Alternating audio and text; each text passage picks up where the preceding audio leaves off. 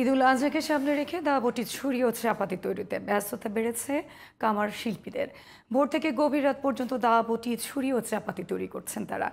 আশুলিয়া থেকে মোহাম্মদ শামীম হাসান সীমান্তর পাঠানো তথ্য ছবিতে বিস্তারিত জানাচ্ছেন সিরাজ মুনিরা।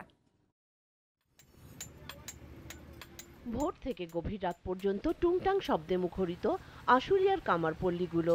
ঈদুল আজহাকে সামনে রেখে দা বটি ছুরি ও চাপাতি তৈরিতে ব্যস্ততা বেড়েছে কামার শিল্পীদের। ঈদকে সামনে রেখে এসব জিনিসের চাহিদা বেড়ে যাওয়ায় খুশি কামার শিল্পীরা। ব্যবসার পরিস্থিতি এখন মোটামুটি আর কি অর্ডার টর্ডার ইনশাল্লাহ ভালোই আসতেছে। অন্যান্য বছর থেকে এবছর কাজের চাহিদা অনেক বেশি। কাজের মান ভালো হয় দূর দূরান্ত থেকে আসছেন ক্রেতারা। অন্য বছরের তুলনায় সবকিছুর দাম বাড়লেও খুব একটা দাম বাড়েনি এসব জিনিসের। এজন্য কামার শিল্পীদের প্রতি সন্তুষ্ট ক্রেতারা। কোরবানি ঈদের উপলক্ষে এখানে আসছি একটা ছুরি একটা চাপাতি, মানে আগে যে রেট ছিল কামার এখন একই রেট আছে।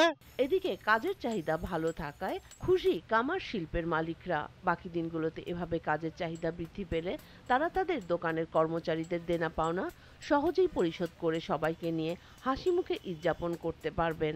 অন্য অন্য সময় যেরকম কাজ থাকে তার থেকে বর্তমানে এখন কাজটা বেশ ভালো আছে আলহামদুলিল্লাহ। ঈদ উপলক্ষে আগের চাহিদা থেকে অনেক বৃদ্ধি পাইছে। আগে কাম করা লাগতো 10 ঘন্টা, এখন চাহিদা অনেক, তাই 16 ঘন্টা 15 ঘন্টা কাজ করতে হয়।